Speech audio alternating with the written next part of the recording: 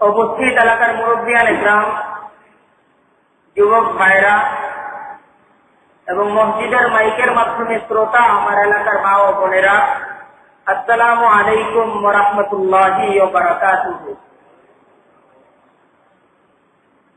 আমরা আমাদের মসজিদে ইসলামী পারিবারিক বিধান, ইসলামী বিয়ে ইত্যাদি সংক্রান্ত আলোচনার ফাঁকে বিগত সপ্তাহ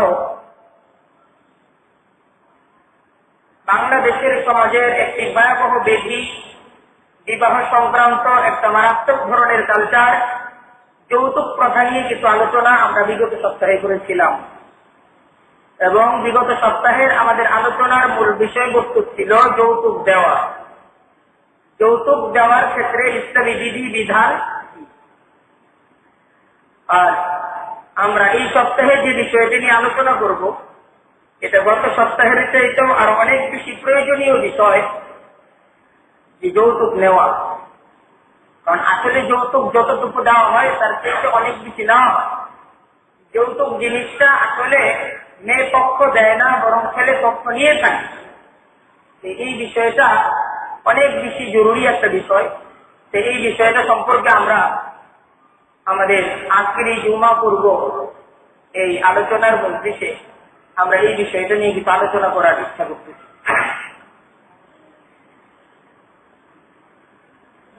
বিয়ে মহান রব্বুল আলামিনের অনেক বড় নিয়ামত, মহান রব্বুল আলামিনের অনেক বড় একটি করুণা।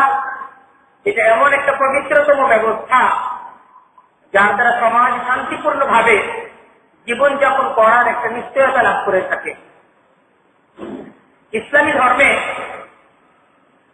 এই বিয়ে বন্ধনটাকে অনেক মর্যাদাকর এবং সম্মানজনক একটা অবস্থানে অধিষ্ঠিত করা হয়েছে। অথচ এই শান্তিপূর্ণ বিয়ে ব্যবস্থার মাঝে অস্বস্তিকর যে কালচার আমাদের সমাজকে গ্রাস করতেছে, সেই প্রথাটাই হল যৌতুক প্রথা।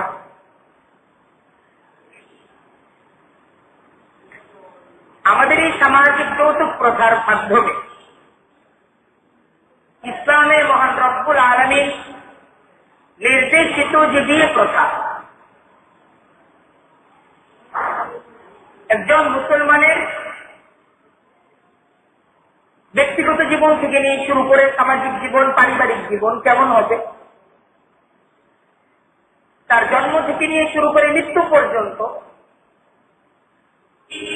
যত ধরনের কাজ কর্ম তাকে করতে হবে,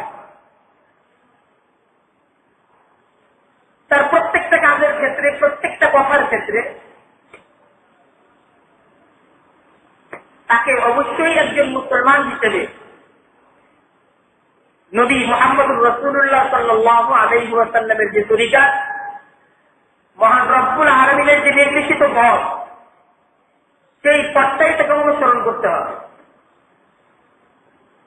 নবী মুহাম্মদুর রাসূলুল্লাহ সাল্লাল্লাহু আলাইহি ওয়াসাল্লামের নির্দেশিত পথ থেকে সে যদি বিচ্যুত হয়, তাহলে আল্লাহ তাআলার নির্দেশিত পথকে সে লঙ্ঘন করবে। তাই আমাদের এই সামাজিক এই যৌতুক প্রথার দ্বারা ইসলামে মহান রব্বুল আলামিন নির্দেশিত যে বিয়ের যে পদ্ধতি, সেই পদ্ধতিটাকে চরমভাবে লঙ্ঘন করা হয়। এবং আমরা যদি আমাদের আজকের এই সমাজের অবস্থার দিকে তাকাই, দিবালোকের নেই আমাদের কাছে পরিষ্কার এই যৌতুক প্রথা আমাদের এদেশের জাতীয় জীবনের সবচাইতে কলঙ্কময় বিষয়। এই যৌতুক প্রথার কারণে দুঃখজনক পরিণতি এদেশের অসংখ্য নারীর জীবনে নেমে আসে। আমরা যদি দৈনন্দিনের খবর রাখার জন্য আমরা প্রতিদিনের পেপারের দিকে চোখ বুলাই, তো আমাদের কাছে পরিষ্কার যে এই যৌতুকের অভিশাপে, এই যৌতুকের বিষে আমার সমাজের কত কত নারী আজকে তারা আগুনে পড়তেছে, আজকে তারা আত্মহননের পথকে বেছে নিচ্ছে। এই যৌতুকের জন্য আজ পর্যন্ত বাংলাদেশে কত নারী পেটে জীবন দিতে হয়েছে এর কোনো পরিসংখ্যান নেই।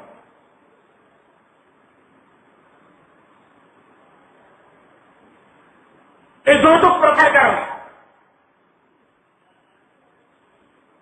আজকে আমার দেশের নারীরা তারা মানুষের মর্যাদা হারিয়ে ক্রয় বিক্রয়ের বস্তুতে পরিণত হয়েছে, যে তাদেরকে মানুষ হিসেবে কোনো মর্যাদা দেওয়া হচ্ছে না, যে যৌতুক প্রথার মাধ্যমে তাকে ক্রয় বিক্রয়ের একটি পণ্য হিসেবে সমাজের কাছে উপস্থাপন করা হচ্ছে। তাই এই যৌতুকটাকে এখন আর সামাজিক ব্যাধি বলার কোনো সুযোগ নাই। এটাকে যদি বলতে হয় তাহলে বলতে হবে এই যৌতুকটা মরণ ব্যাধি।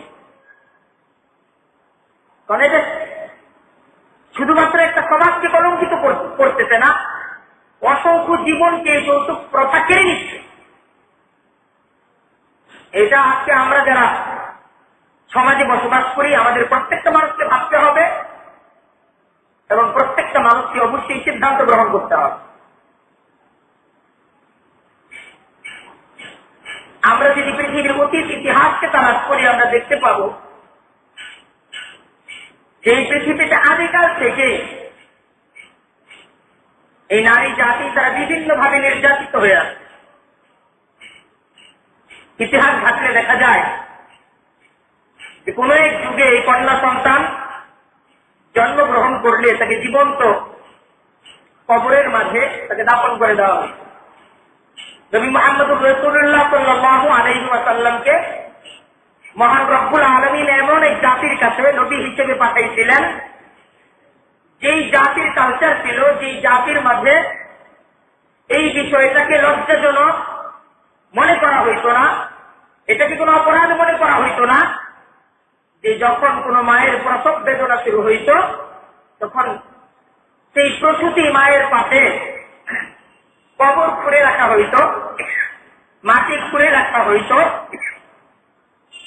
যদি কন্যা সন্তান প্রসব করা হইত তো সাথে সাথে সেই কন্যা সন্তানকে সেই মাটির মাঝে দাফন করে দেওয়া হইত। সমাজকে জানতে দেওয়া হইত না যে আমার কন্যা সন্তান নেই। ইতিহাস কত কলঙ্কজনক ইতিহাস, ইতিহাস কি মর্মান্তিক ইতিহাস। আমাদের বাংলাদেশ এবং এই উপমহাদেশে আমাদের পার্শ্ববর্তী যে হিন্দু রাষ্ট্র, হিন্দু ধর্মাবলম্বী ব্যক্তিদের সতীদাহ প্রথা, এই সতীদাহ প্রথার কথা যখন আমরা শুনি তখন এখনো আমাদের শরীর কেঁপে ওঠে। স্বামীর মৃত্যুর কারণে, স্বামীর মৃত্যু হয়ে গেলে তো এই স্বামীর সাথে একই চিতায় তার স্ত্রীকে জীবন্ত পুড়িয়ে ফেলা হইত। এটা সভ্য মানুষের দেশে, যারা সভ্যতার দাবিদার মানুষ, আল্লাহ তাআলা যাদেরকে যা জ্ঞান দিচ্ছেন, বিবেক দিচ্ছেন, তারা এমন বড় বড় কাজ কিভাবে সমর্থন করতে পারে, কিভাবে এটা হইতে দিতে পারে। কিন্তু এটা বাস্তবতা। হিন্দু সমাজের মেয়েরা পিতার সম্পত্তিতে কোনো ভাগ পায় না। তাই হিন্দু সমাজে কোন বাবা যখন তার মেয়েকে বিবাহ দেন তো বিয়ের সময় যথাসাধ্য ধন সম্পদ দিয়ে তাকে পাত্রের হাতে তুলে দেন। এটা হিন্দু সমাজের মাঝে এই ব্যবস্থাটা প্রচলিত আছে। কিন্তু আমরা যদি ইসলামী আইন দেখি তাহলে আমরা দেখতে পাবো যে মুসলমান সমাজে ইসলামী আইন মেয়েদের জন্য তাদের প্রাপ্য অধিকার এটা নির্ধারণ করে দিচ্ছে। মেয়েরা বাবার সম্পত্তি থেকে মিরাস পায়, বাবার সম্পত্তিতে মেয়েদের অধিকার আছে। এটা বাবার দেওয়া না দেওয়ার সম্পর্ক না, এটা মহান রব্বুল আলামিন কুরআনে কারীম নাজিলের মাধ্যমে মেয়ের অংশকে নির্ধারণ করে দিয়ে গেছে। এটা বাবার কাছে অনুরোধ করা হয় নাই যে বাবা তুমি মেয়েকেও দাও, এটা বলা হয় নাই। আল্লাহ তাআলা নিজে নির্ধারণ করে দিতেন যে মেয়ে এতটুকু পাবে। এখন কোন বাবা যদি মেয়েকে না দেয়, মেয়ের অংশ থেকে যদি মেয়েকে বঞ্চিত করে, তো এর জন্য বাবাকে হাসরের ময়দানের বিচারণে দাঁড়াইতে হবে। সেই হাসরের ময়দানে আল্লাহ তাআলার বিচার থেকে বাঁচার কোন সুযোগ এই বাবার নাই। হক নষ্টকারী সে জান্নাতের ঘ্রাণ কোনোভাবেই পাবে। এটা বাবার ইচ্ছা না, এটা মেয়ের অধিকার। এই হল ইসলামী আইন। কিন্তু তারপরেও আমরা ইসলামী আইনে দেখতে পাই, ইসলামী আইনে মেয়েদেরকে বঞ্চিত করা হয় না, বরং মেয়েদের জন্য অংশ নির্ধারণ করে দেওয়া হয়। কিন্তু হিন্দু সমাজের মাঝে মেয়ের জন্য কোন অংশ নির্ধারণ করে দেওয়া নাই, মেয়েদেরকে দেওয়া হয় না, মেয়েরা বঞ্চিত হয়। যার কারণে বিয়ের সময় মেয়েদেরকে বাবার কিছু না কিছু, বাবার সাধ্য অনুযায়ী মেয়েকে যা দেওয়ার বিয়ের সময় দিয়ে দেওয়া হয়, মেয়ে পরে আর কিছু পায়। কিন্তু তারপরে আমরা দেখতে পাই এই হিন্দু সমাজের দেখা দেখি আমাদের মুসলমান সমাজে এই হিন্দুয়ানি প্রথাটাকে হিন্দুদের মতোই আমাদের মুসলমান সমাজ আঁকড়ে ধরে আছে। যেভাবে হিন্দুদের মাঝে বাবার মেয়েকে যথাসাধ্য দিয়ে দিতে হয়, মুসলমান সমাজেও মনে হয় এটাই বাবার দেওয়া। তাই আসলে মুসলমান যে নিজেকে মুসলমানের দাবি করে, যে আমি মুসলমান, আমি আল্লাহর প্রতি বিশ্বাসী, আমি নবীর প্রতি বিশ্বাসী, আমি আখিরাতের প্রতি বিশ্বাসী, তার জীবনটা এটা তো দেখা দেখির জীবন হইতে পারে। তাকে অবশ্যই জানতে হবে আমি মুসলমান, এই ক্ষেত্রে ইসলামের রীতিনীতি কি, এই ক্ষেত্রে ইসলাম আমার কাছে কি চায়। একজন মুসলমানকে তো জানতে হবে, এবং তারপর একজন মুসলমানের করণীয় এবং বর্জনীয় এটাকে নির্ধারণ করে। সমাজ কি করে, মানুষ কি করে, এটা দেখার দায়িত্ব মুসলমানের। মুসলমানের দায়িত্ব আমার কাছে ইসলাম কি চায়, ইসলাম আমাকে কি দায়িত্ব আমার উপর অর্পণ করতে, এটা মুসলমান দেখবে। তো আমরা গত সপ্তাহে ইসলামের যে রীতিনীতি, ইসলামের যে বিধি বিধান, যে বাবা তার মেয়েকে যখন কোন পাত্রের কাছে হস্তান্তর করবে, বাবা তার মেয়েকে দিয়ে দিবে, তো তেলায়ের একনি হিসেবে মহব্বত এবং ভালোবাসার আলামত হিসেবে বাবা তার কন্যা সন্তানকে কিছু দিবে, এটা ইসলামী শরীয়ত অনুযায়ী নিষিদ্ধ না, নিষিদ্ধ না। বাবা তার কন্যা সন্তানকে অবশ্যই দিবে, বাবা উপহার দিতেই পারে। কিন্তু আমরা যদি আমাদের প্রচলিত ব্যবস্থার দিকে তাকাই, যে বাবা তার কন্যা সন্তানকে দিতেই পারে তাই দেয়, বর্তমানে বিয়ে শাদীতে বাবা তার কন্যা সন্তানকে যা দেয়, এটা মহব্বত, ভালোবাসা এবং তেলায়ের একনির দেওয়া না, এটা শুধুই মাত্র প্রদর্শনী এবং প্রথা পালনের জন্য বাবা তার কন্যা সন্তানকে দিয়ে থাকে। আর প্রদর্শনীর জন্য, লৌকিকতার জন্য, সমাজকে দেখানোর জন্য এইভাবে বিয়ে শাদীর মাঝে নিজের মেয়েকে সাজিয়ে পাত্রের কাছে হস্তান্তর করা, এটা ইসলামী শরীয়ত কোনোভাবেই অনুমোদন করে না, এটা না যায় হারাম। বাবা যদি দিতে চায় কিভাবে দিবে, আমরা গত জুমায় এই ব্যাপারে বিস্তারিত আলোচনা করি।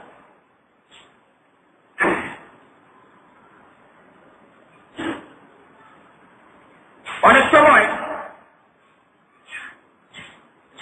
আমাদের এই বাংলাদেশে আক্ত সম্পন্ন হওয়ার আগে চুক্তি করা হয়, ছেলেকে ছেলের বাবা কি দিবে, মেয়েকে মেয়ের বাবা কি দিবে। খুবই জঘন্য বিষয়। এখানে দেওয়া নেওয়ারই চুক্তি হয়, আসলে বিবাহের চুক্তি হয়। ছেলে কি মেয়ে কি তা দেখা হয় না, কি দিবে কি নিবে আলোচনাটা পার হয়।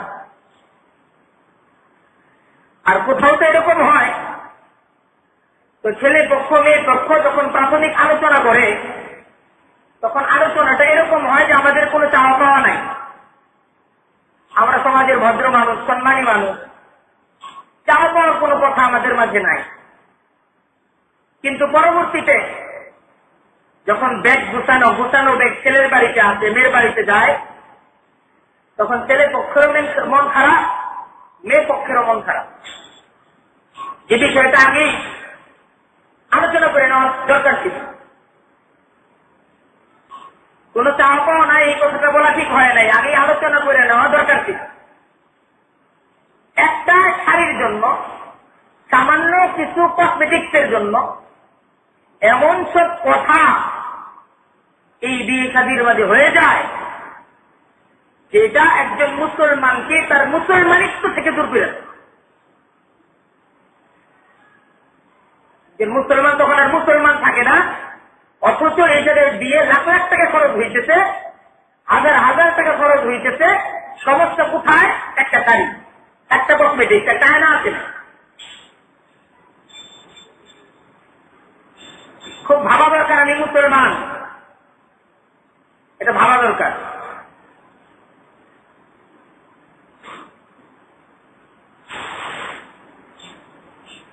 এর দ্বারা সবচেয়ে বড় ক্ষতি যে হয়, এই যে কাজটা যে হয়, দুই পক্ষের লোকেরা এই কাজগুলো করে, একটা সামান্য শাড়ি নিয়ে, সামান্য একটা আয়না নিয়ে, সামান্য কিছু কসমেটিক্স নিয়ে, ব্যাগ গুছানো নিয়ে, যে সমস্ত কথাবার্তাগুলো দুই পক্ষের মেয়ে লোকেরা পুরুষ লোকেরা বলে থাকে, এই কথাবার্তার দ্বারা সবচেয়ে বড় ক্ষতি হয় এই নববধূ এবং বরের, এই ছেলে এবং মেয়ের জীবনের মারাত্মক একটা ক্ষতি হয়ে যায়, খুব মারাত্মক ধরনের ক্ষতি হয়ে যায়। মা তো চিৎকার করতে থাকে যে আমার ছেলের সাথে এই ধরনের আচরণ করা হইল, আর মেয়ের মা চিৎকার করতে থাকে আমার মেয়ের সাথে এই ধরনের আচরণ করা হইল। তো তখন তিনি চিন্তা করে না যে এই ছেলেটা আমার জামাই হবে, আর ছেলের মাও চিন্তা করে না যে এই মেয়েটা আমার বউ হবে, এই চিন্তাটা তখন করে না, চিন্তাই করে দেওয়া নেওয়ানি। আর এর দ্বারা প্রথম দিনই এই নব দম্পতির মাঝে মানসিক দূরত্বের সৃষ্টি হয়। ছেলের মনটা প্রথম দিনই নষ্ট হয়ে যায়, মেয়ের মনটাও প্রথম দিনই নষ্ট হয়ে যায়। মনোবিজ্ঞান বলে, মনোবিজ্ঞানের একটা কথা বলতেছি, মনোবিজ্ঞান বলে যে যখন দুইজন মানুষ পরস্পরে পরিচিত হয়, তো দুইজন মানুষ পরস্পর পরিচিত হওয়ার পর তাদের মাঝে এই সম্পর্কটা বাড়তে থাকে। মনের গতি হলে সবচেয়ে দ্রুত। একজন মানুষের মনের গতি এটা হলো পৃথিবীর সবচেয়ে দ্রুত জিনিস। একজন মানুষের মন 1 সেকেন্ড সময়ের ভিতরে পুরো পৃথিবী ঘুরে আসতে পারে,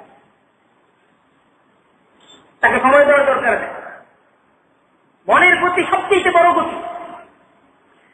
তাই একজন মানুষ যখন আরেকজন মানুষের সাথে পরিচিত হয়, তো পরিচিত হওয়ার পর দুইজন মানুষের মাঝে পরিচয় হয়, এখন এই পরিচয়টা বাড়তে থাকে।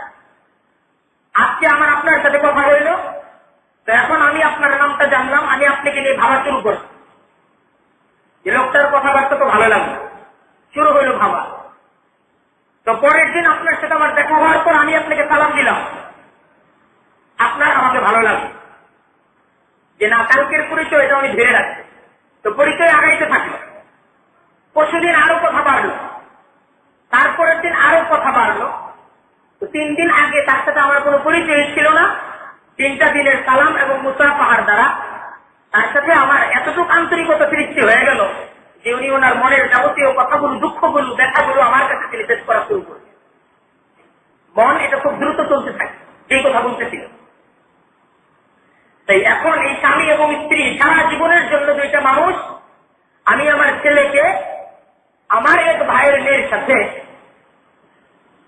আমি একদিন থাকবো না, তাদের মাঝে এই পরিচয়, তাদের মাঝে এই বৈবাহিক সম্পর্কটা থাকবে। আমি তাদের জীবনের মঙ্গল চাই, তো তাদের মাঝে আমি নতুন একটা পরিচয় করাই দিই, বিবাহের দ্বারা চুক্তির দ্বারা নতুন একটা পরিচয় হই। সেই পরিচয়ের প্রথম দিন উভয়ের মন ফ্রেশ থাকা দরকার, মনটা ভালো থাকা দরকার। ফ্রেশ এবং ভালো একটা মন নিয়ে স্বামী স্ত্রী একত্রিত হবে। প্রথম সাক্ষাতেই তাদের মাঝে মহব্বত সৃষ্টি হবে এবং এই মহব্বতটা ধীরে ধীরে বাড়তে থাকবে। প্রথম সাক্ষাৎটা যদি পজিটিভ হয় তো পরবর্তীতে পজিটিভ ভাবে আগাবে। আর প্রথম সাক্ষাতে যদি আপনার সাথে প্রথম সাক্ষাৎটা যদি আমার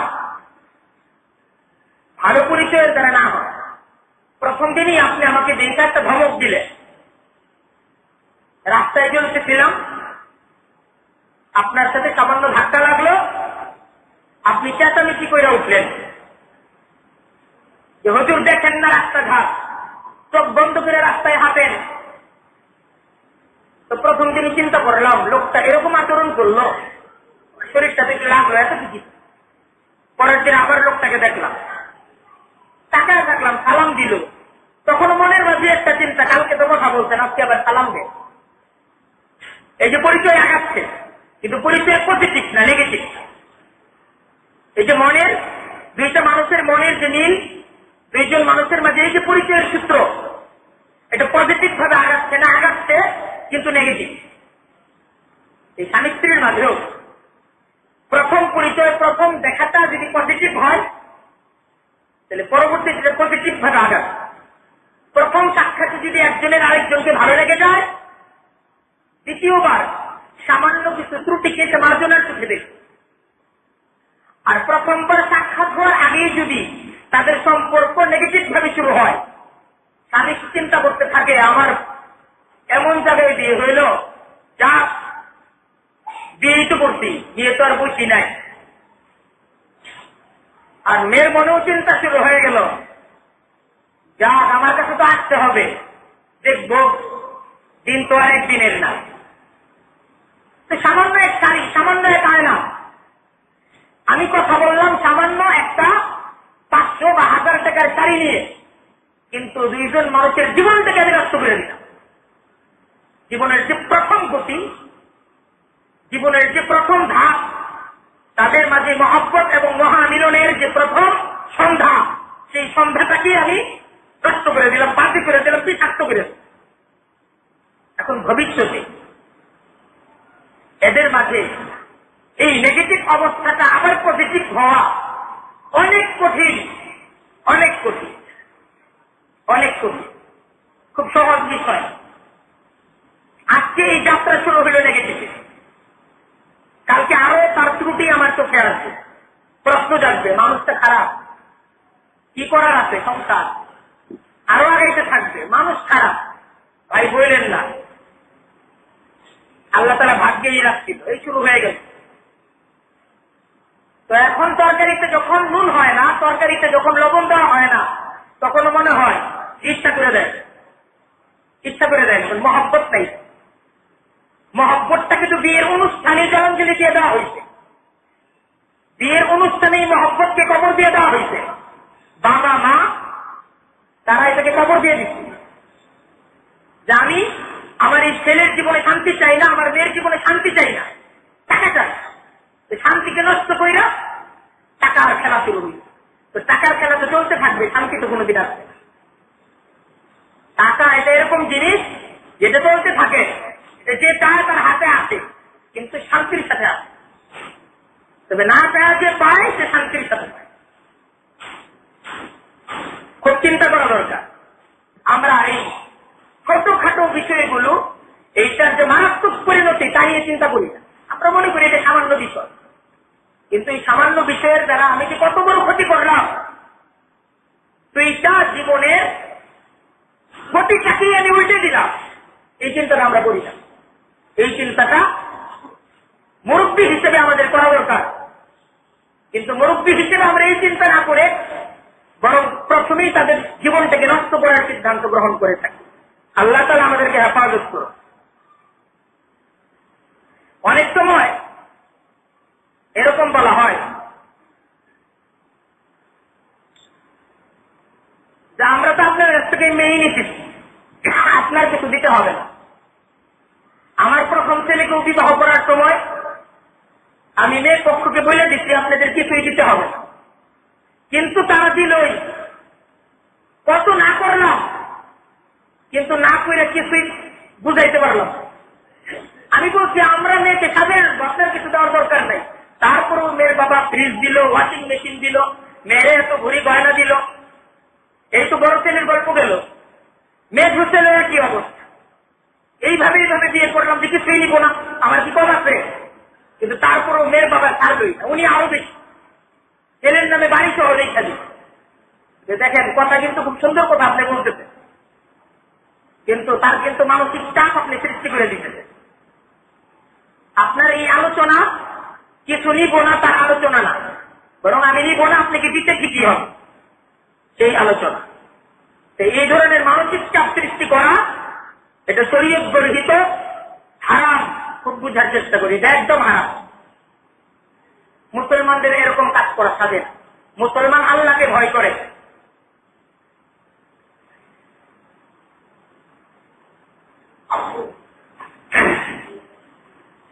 তাই বিবাহ শাদীর ক্ষেত্রে ইসলামের যে বিধান, ইসলামের যে নীতি, নবী মুহাম্মদুর রাসূলুল্লাহ সাল্লাল্লাহু আলাইহি ওয়াসাল্লামের যে তরিকা, সেই তরিকার অনুসরণ আমাদের করা দরকার। আমরা যখনই আমাদের ব্যক্তিগত জীবনে নবী মুহাম্মদুর রাসূলুল্লাহ সাল্লাল্লাহু আলাইহি ওয়াসাল্লামের সুন্নতের অনুসরণ ছেড়ে দিব, আমার ব্যক্তিগত জীবন থেকে শান্তি চলে যাবে। খুব বুঝার চেষ্টা করি। আমরা যখন আমাদের পারিবারিক জিন্দেগিতে আল্লাহ তাআলার নির্দেশিত বিধানের লঙ্ঘন করব, আমার পারিবারিক জীবন অশান্ত হয়ে যাবে, শান্তি আসবে। দুনিয়ার জীবনকে শান্তিময় করার জন্য, দুনিয়ার জীবনটাকে তৃপ্তিময় করার জন্য পথ একটাই, নবী মুহাম্মদুর রাসূলুল্লাহ সাল্লাল্লাহু আলাইহি ওয়াসাল্লামের তরিকার অনুসরণ করা। একটাই পথ, শান্তির পথ একটা, নবী মুহাম্মদুর রাসূলুল্লাহ সাল্লাল্লাহু আলাইহি ওয়াসাল্লামের তরিকা। खिलाफे पैगंबर का तेरा गुजीद के हरगिज़ बमंजिल न ख्वाब रसीद। खिलाफे पैगंबर का तेरा गुजीद के हरगिज़ बमंजिल न ख्वाब रसीद। नबी मुहम्मदुर রাসূলুল্লাহ সাল্লাল্লাহু আলাইহি ওয়াসাল্লামের তরিকার বিপরীত যে তার জীবনকে চালাবে, সে চলতে পারে দীর্ঘদিন, সে সংগ্রামী জীবন যাপন করতে পারে, কিন্তু শান্তি কোনোদিন পাবে না। সে প্রচুর পরিশ্রম করবে, প্রচুর সাধনা করবে, তার পুরা জীবন ঘাম ঝরানো জীবন হবে, কিন্তু শান্তির জীবন হবে না। দুনিয়ার জিন্দেগির শান্তির জন্য নবী মুহাম্মদুর রাসূলুল্লাহ সাল্লাল্লাহু আলাইহি ওয়াসাল্লামের তরিকা দরকার। এখন নবী মুহাম্মদুর রাসূলুল্লাহ সাল্লাল্লাহু আলাইহি ওয়াসাল্লামের তরিকা কি? নবী মুহাম্মদুর রাসূলুল্লাহ সাল্লাল্লাহু আলাইহি ওয়াসাল্লামের তরিকা হলো বিয়ের মাঝে স্বামী তার স্ত্রীকে মোহর দিবে, সারা জিন্দেগি এই স্ত্রীর সে ভরণ পোষণের ব্যবস্থাপনা করবে, সেই দায়িত্ব সে নিবে। নবী মুহাম্মদুর রাসূলুল্লাহ সাল্লাল্লাহু আলাইহি ওয়াসাল্লামের তরিকা অনুযায়ী স্বামী শ্বশুর বাড়ি থেকে 1 পয়সাও পাবে, 1 পয়সাও চাইতে পারবে না। এটা নবী মুহাম্মদুর রাসূলুল্লাহ সাল্লাল্লাহু আলাইহি ওয়াসাল্লামের তরিকা। শ্বশুর বাড়ি থেকে জামাইয়ের 1 পয়সাও প্রাপ্য নাই, এই কোন অবস্থাতেই কোনো কিছু চাওয়া যাবে না। আমরা যদি নবী মুহাম্মদুর রাসূলুল্লাহ সাল্লাল্লাহু আলাইহি ওয়াসাল্লামের জীবন দেখি, নবী মুহাম্মদুর রাসূলুল্লাহ সাল্লাল্লাহু আলাইহি ওয়াসাল্লামের 4 জন কন্যা ছিল, 4 জন। হযরত যায়েনব রাদিয়াল্লাহু তাআলা আনহা সকলের বড় ছিলেন। হযরত যায়েনব রাদিয়াল্লাহু তাআলা আনহার যখন বিয়ে হইল, তখন নবী করিম সাল্লাল্লাহু আলাইহি ওয়াসাল্লাম এই বিয়েতে কিছুই দেন নাই। মা খাদিজাতুল কুবরা, যিনি নবী করিম সাল্লাল্লাহু আলাইহি ওয়াসাল্লামের দীর্ঘ 25 বছরের জীবন সঙ্গিনী ছিলেন, তিনি ওনার বরণের বিবাহে উনি ধনাঢ্য মহিলা ছিলেন, একটা গলার হার দিতেন। মা মেয়েকে দিছে। তারপরে নবী করিম সাল্লাল্লাহু আলাইহি ওয়াসাল্লামের দ্বিতীয় মেয়ে রুকাইয়া, হযরত উসমান রাদিয়াল্লাহু তাআলা আনহুর সাথে তার বিবাহ হয়েছিল। এই বিবাহে নবী করিম সাল্লাল্লাহু আলাইহি ওয়াসাল্লাম হযরত রুকাইয়াকে কিছুই দেন, ইতিহাস ঘাটলে পাওয়া যায়, যদি দিতেন পাওয়া যায়। নবী করিম সাল্লাল্লাহু আলাইহি ওয়াসাল্লামের তৃতীয় মেয়ে হযরত কুলসুম রাদিয়াল্লাহু তাআলা আনহা, এই তৃতীয় মেয়ের বিবাহেও নবী করিম সাল্লাল্লাহু আলাইহি ওয়াসাল্লাম কিছুই দেন নাই। তারও বিবাহ হয় হযরত উসমান রাদিয়াল্লাহু তাআলা আনহুর সাথে। হযরত রুকাইয়া যখন ইন্তেকাল হয়ে যায় তখন নবী করিম সাল্লাল্লাহু আলাইহি ওয়াসাল্লাম ওনার তৃতীয় মেয়ে হযরত উম্মে কুলসুমকে হযরত উসমান রাদিয়াল্লাহু তাআলা আনহুর সাথে বিবাহ। নবী করিম সাল্লাল্লাহু আলাইহি ওয়াসাল্লামের ছোট মেয়ে ছিলেন হযরত ফাতেমা রাদিয়াল্লাহু তাআলা। হযরত ফাতেমা রাদিয়াল্লাহু তাআলা আনহার বিবাহে নবী করিম সাল্লাল্লাহু আলাইহি ওয়াসাল্লাম কিছু হুকুম দেন, যেটা গত সপ্তাহে আমি আলোচনা করছিলাম যে নবী করিম সাল্লাল্লাহু আলাইহি ওয়াসাল্লাম হযরত ফাতেমার বিবাহে কি কি হুকুম দেন, কিভাবে দেন।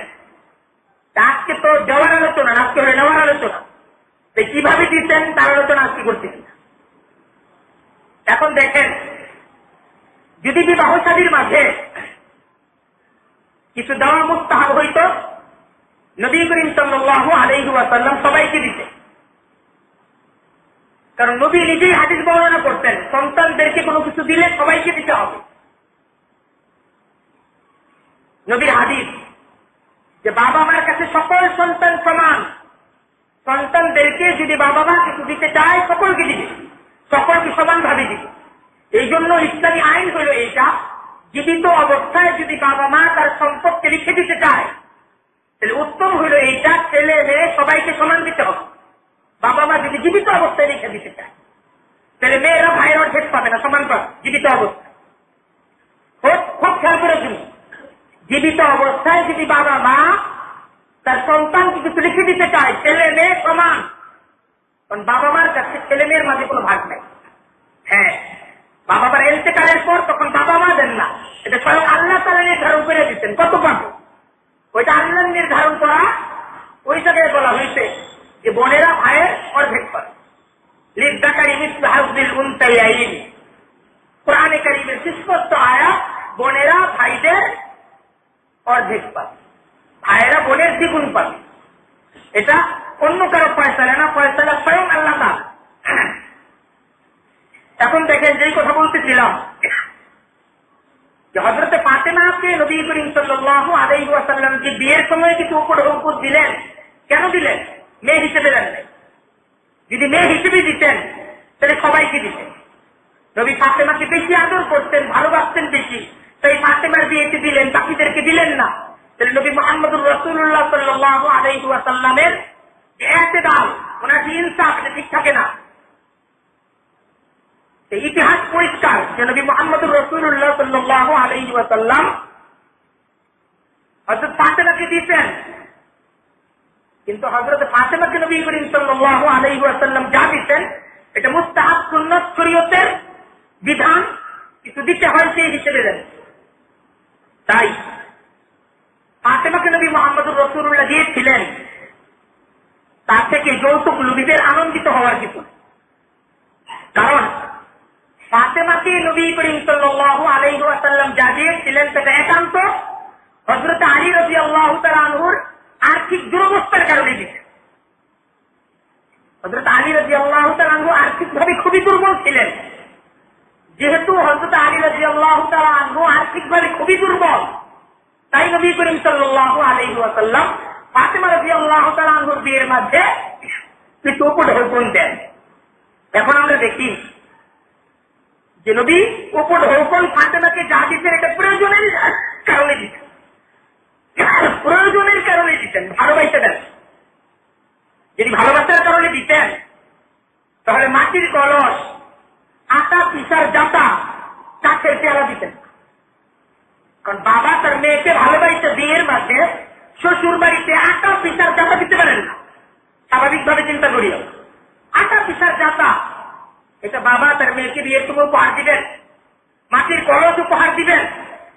অথচ নবী করিম সাল্লাল্লাহু আলাইহি ওয়াসাল্লাম ওনার প্রিয় আদরের দুলালী হযরতে ফাতেমাকে আটা পিঠার টাকা দিতেন বিয়ের মাঝে উপহার।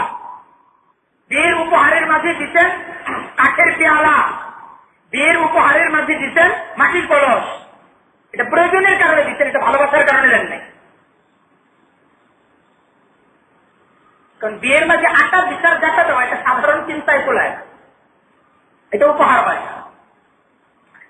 সুতরাং হযরতে ফাতেমাকে নবী দিয়েছিলেন, এখানে যুক্তি তর্কের কোনো বিষয় না।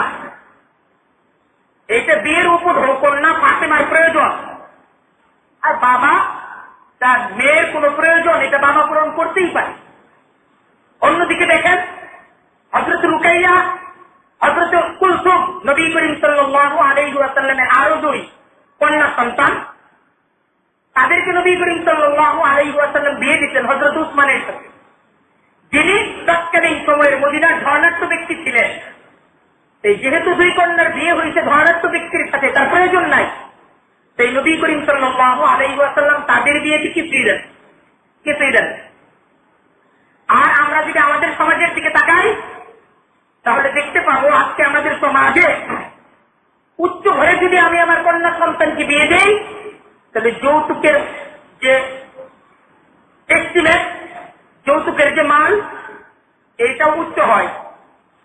উচ্চ ঘরে মেয়েকে বিয়ে দিচ্ছি, নিম্নমানের জিনিস দেওয়া যাবে না। আর ওই বাবারই আরেক কন্যা সন্তান, তাকে যদি সামান্য নিম্ন ঘরে বিয়ে দেওয়া হয় তাহলে আর্থিক সংগতি থাকা সত্ত্বেও যৌতুকের ধরন হয় নিম্নমানের। খুব বোঝার চেষ্টা করি, এটা আমাদের সমাজ। যেই কন্যা সন্তানকে উচ্চ ঘরে বিয়ে দিচ্ছি সেই জায়গায় আমার যে যৌতুক হয় উচ্চ মানের, আর যেই কন্যা সন্তান তাকে আমি বিয়ে দিচ্ছি একটু নিম্নমানের ঘরে, সেই জায়গায় আমার আর্থিক সংগতি থাকা সত্ত্বেও আমি এই জায়গায় বিয়ের মাঝে উপর হুকুম দিতেছি নিম্নমানের। তাই বর্তমানের এই যৌতুককে কন্যা সন্তান হিসেবে বাবার মহব্বত এবং ভালোবাসার নিদর্শন, এটা কোনোভাবেই বলা যাইতে পারে না। এটা ভুল না, শুধু মারাত্মক ভুল। এর মাঝে মহব্বত থাকে না, লোক দেখানো, ইজ্জত দেখানো, গর্ব, অহংকার ইত্যাদি অনেক ধরনের গুনাহের সংমিশ্রণ থাকে। তাই ইসলামের মাঝে বাবা তার কন্যা সন্তানকে দিতে পারে, এটা দেওয়াটা শুধুই মাত্র চালায় রাখি মহব্বতের খাতিরে দেওয়া। লোক দেখানোর জন্য বাবা তার কন্যা সন্তানকে কিছু দিবে, এটা লোকেরা দেখবে, বারবার বলতেছে এক কথা হারাম, জায়েজ, খুব হিসাব করে দেওয়ার চেষ্টা করবে। এই সম্পদ দ্বারা মেয়ের ঘরে সুখ আসবে না, বরং এই সম্পদ দেওয়ার কারণেই মেয়ের জীবন অশান্ত হয়ে যাবে। আমি বাবা হয়ে আমার মেয়ের জন্য ক্ষতি করলাম, মেয়ের জীবনটাকে বিষাক্ত করে দিল, কারণ আমি শরীয়তের নির্দেশকে লঙ্ঘন করছি, নবী মুহাম্মদুর রাসূলুল্লাহর তরিকাকে লঙ্ঘন করছি। আর নবী মুহাম্মদুর রাসূলুল্লাহর তরিকাকে লঙ্ঘন করার দ্বারা আমি আমার মেয়ের জীবনটাকে নষ্ট করেছি। খুব ফিকির করার বিষয়। আর সবচেয়ে বড় বিষয়, যে সমাজের যারা নাকি বিত্তমান, এই বিত্ত শ্রেণীর লোকদের এই যৌতুক প্রথাকে আঁকড়িয়ে ধরার কারণে আজকে আমাদের সমাজের যারা মধ্যবিত্ত, যারা নিম্নবিত্ত, এদের জীবন আজকে এদের জীবন চালানো আজকে কঠিন সংগ্রামের ব্যাপার। এরা তাদের মেয়েদেরকে বিবাহ দিতে পারতেছে না।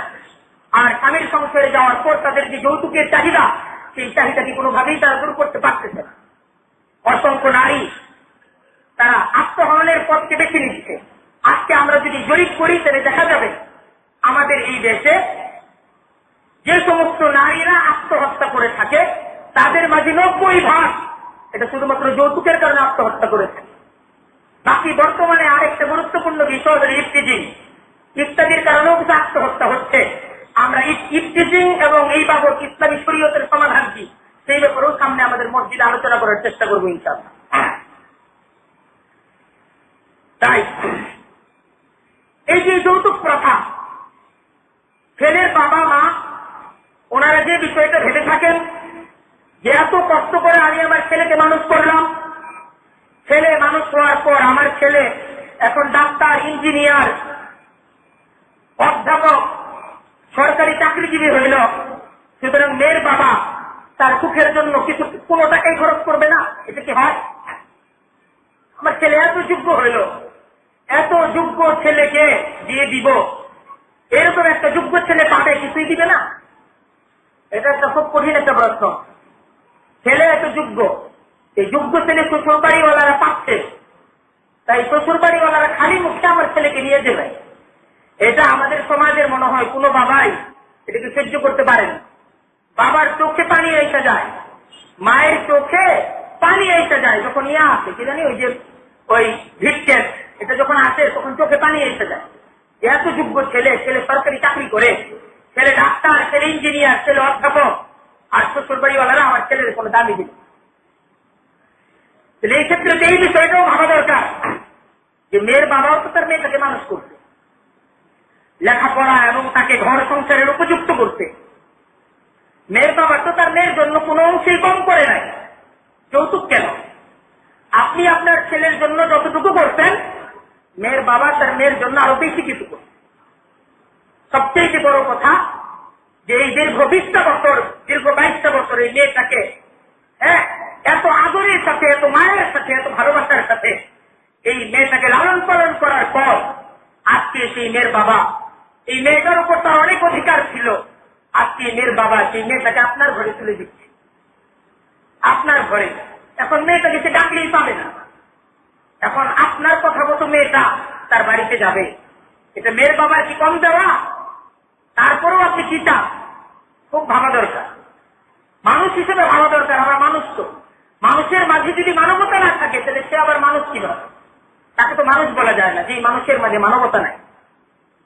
ছেলে পক্ষ আরো মনে করে থাকে মেয়েটা ঘরে আসবে, উঠবে, থাকবে, খাবে, আসার সময় কিছু অর্থবিত্ত নিয়ে আসুক, একবারই তো আসবে, আসার পরে তাকে থাকতে দিতে হবে, খাইতে দিতে হবে, সমস্ত কিছু। আসার পরে তো এটা আমাদের কাছে, আসার পর সেটা তো বাকি জীবন আমার কাছেই কাটাবে। আসার সময় খালি হাতে আসবে কেন? কিছু তো নিয়ে আসা দরকার।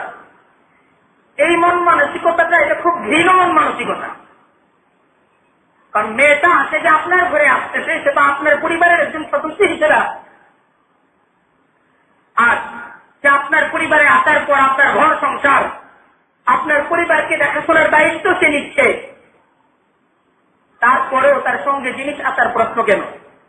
তার কথা সবচেয়ে বড় যে বিষয়টা, এটা হল লোভ। এই লোভ থেকে হল যৌতুকের সৃষ্টি। আজকে মনে করা হয় পুত্র সন্তান মানেই সম্পদ। আমরা মনে করে থাকি ছেলের যোগ্যতা যাই হোক, ছেলে মানেই সম্পদ।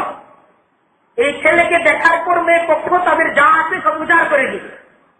আজকে আমাদের সমাজের যৌতুক লোভীরা এই ছেলে জাতিকে ভিখারির জাত বানায় ফেলে। কথাটা খুব নষ্ট কথা, কিন্তু এই কথাটা একটা সত্য কথা। যৌতুকের দ্বারা যদি আজকে মেয়ে জাতিকে পণ্য বানানো হয়, তাহলে যৌতুক নেওয়ার দ্বারা ছেলের জাত আজকে ভিক্ষুকের জাত, এর বাইরে আর কোনো কিছু। তাই এই যৌতুকটা এটা শুধু সামাজিক বিধি না, বারবার বলতেছি যৌতুকটা মরণ বিধি। এটা অসংখ্য মা বোন আজকে যে আমার বোন, আজকে সে আমার বোন হইতে পারতো, আজকে সে আমার মেয়ে হইতে পারতো, আজকে সে আত্মহত্যার পথকে বেছে নিচ্ছে, আজকে তাকে আগুনের মাঝে পোড়ানো হচ্ছে, আজকে বিভিন্ন ভাবে তাকে নির্যাতনের শিকার করা হচ্ছে। তাই এই যৌতুককে সমাজ থেকে দূর করার জন্য শুধু আইন যথেষ্ট। কারণ যৌতুক বিরোধী আইন 1980 সালে পাস হয়েছে, আজকে 2010, কিন্তু যৌতুক কমে নাই। যৌতুক এই 30 বছরে যৌতুক বাড়ছে। তাই আইন এটা কোনো সমাধান না, এটা কোনো সমাধান না। সমাধান যে নৈতিকতার শিক্ষা দিতে হবে আজকের তরুণ সমাজকে, আজকের তরুণী সমাজকে। আজকে আমাদের সবাইকে নৈতিকতার শিক্ষা নিতে হবে, আখিরাতের কথা ভাবতে হবে, নবী মুহাম্মদুর রাসূলুল্লাহ সাল্লাল্লাহু আলাইহি ওয়াসাল্লামের তরিকা শিখতে হবে। আমি আমার ছেলেকে বিয়ে দিব ডাক্তার বানানো না, ইঞ্জিনিয়ার বানাইছি, অধ্যাপক বানাইছি, সরকারি চাকরি করে, এটা ছেলের যোগ্যতা না। ছেলেকে বিয়ে দেওয়ার আগে অন্য আরেকটা বাবার কন্যা সন্তান এই ছেলের কাছে অর্পণ করে আগে আমার ছেলেকে মানুষ হওয়ার শিক্ষা দেওয়া দরকার। আমার ছেলে ডাক্তার, ইঞ্জিনিয়ার, অধ্যাপক, সরকারি চাকরিজীবী ঠিক, কিন্তু আমার ছেলে কিন্তু এখনো মানুষ হয়, বোঝা দরকার। আজকে আমাদের মায়েদেরকে এই বিষয়টা ভাবতে হবে যে মেয়ের জন্য শাড়ি গোছানো, মেয়ের বিয়ের জন্য টাকা জমানো এটা সমাধান না। আমি হাজার হাজার কোটি কোটি টাকা দিয়ে মেয়ের জিন্দেগিতে শান্তি আনতে পারবো না, কিন্তু আমার মেয়েকে মানুষ করা দরকার। আমার মেয়ে যদি মানুষ হয়, তার মাঝে যদি আল্লাহর ভয় থাকে, নবী মুহাম্মদুর রাসূলুল্লাহ তরিকা থাকে, তার ঘরে শান্তি আসবে, তার ঘরে শান্তি আসবে। তাই আমরা যদি আজকে নামধারী মুসলমান না হয়ে সত্যিকারের মুসলমান হইতাম, সত্যিকারের ইসলাম জানতাম, আমার জীবনের মাঝে সত্যিকারের ইসলাম থাকতো, জীবনের সর্বক্ষেত্রে নবী মুহাম্মদুর রাসূলুল্লাহ সাল্লাল্লাহু আলাইহি ওয়াসাল্লামের অনুসরণ আমি করতাম, তাহলে আমাদের সমাজের মাঝে যৌতুক ইফতিজিং সহ যাবতীয় দুর্নীতি আমাদের সমাজ থেকে দূর হয়ে যায়। আজকে সমাজের যাবতীয় দুর্নীতি, সমাজের যাবতীয় অশান্তি, এই সমস্ত কিছু নবীর তরিকা ছাড়ার কারণ। আজকে মেয়ে জাতি এরা যদি ইসলামের নির্দেশকে লঙ্ঘন না করত, এরা যদি ইসলামের রীতি অনুযায়ী পর্দার মাঝে থাকত, আজকে সমাজের তরুণরা ইচ্ছা করলে যদি হাতের কাছে মেয়েদেরকে না পাইত, তাহলে কোটি টাকা দেওয়া হইলেও এরা মেয়েদেরকে বিবাহ করত, মোহর দিয়ে মেয়েদেরকে বিবাহ করত। কিন্তু আজকে পর্দা প্রথাকে বিলম্ব নষ্ট করে দিয়ে পর্দা করা যাবে না, বাধ্য করা যাবে না আইন পাস করে আমরা সমাজের মাঝে ছেলেদের হাতে হাতে মেয়ে ধরিয়ে দিচ্ছি। সুতরাং ছেলেদের এখন মেয়ে দরকার নাই, বিয়ে করা হয় দাম্পত্য জীবনের জন্য না, নিজের যে মানবিক চাহিদা, এই চাহিদাকে পূরণ করার জন্য না, বিয়ে করা হয় যৌতুকের জন্য, শুধু লোভের জন্য, শুধু লোভের জন্যই বিয়ে করা হয়। তাই আসলে এই ইফতিজিং, এই যৌতুক সমাজের যত বড় বড় মরণ বিধি, এই সমস্ত মরণ বিধি আজকে আমাদের এই সমাজকে গ্রাস করতেছে, আমাদের এই সমাজকে কুড়ে কুড়ে খাচ্ছে। কারণ আমরা নবী মুহাম্মদুর রাসূলুল্লাহ সাল্লাল্লাহু আলাইহি ওয়াসাল্লামের তরিকার বাইরে চলে গেছি। তাই এটা আল্লাহর আযাব, এটা আল্লাহর শাস্তি। এই তওবার পথে আসতে হবে, আল্লাহ তাআলার কাছে কাঁদতে হবে, চিৎকার করতে হবে, নবীর তরিকায় ফিরে আসতে হবে। আল্লাহ তোমার নবীর তরিকায় ফিরে আসছি, আমাদেরকে নিস্তার দাও, আমাদেরকে শান্তি দাও, আমাদেরকে শান্তি দাও। তাই এখন মরা জাহান্নাম, দুনিয়ার জিন্দেগি জাহান্নাম হয়ে যায়, এটা তো ছোট জাহান্নাম। ওয়াল আখিরাতুল আযাবিল আকবার, কোরআনে কারীম আল্লাহ তাআলা বলতেছেন এটা হলো দুনিয়ার জাহান্নাম, আর আখিরাতের জাহান্নাম এটা তো আছে, আখিরাতের জাহান্নাম আছে। এই দুনিয়ার অশান্তি থেকে শিক্ষা নিয়ে আখিরাতে শান্তির জন্য প্রস্তুতি নেওয়া দরকার। আল্লাহ তাআলা আমাদের সবাইকে বুঝার, আমল করার, ইসলামের দিকে ফিরে আসার তৌফিক দান করুন।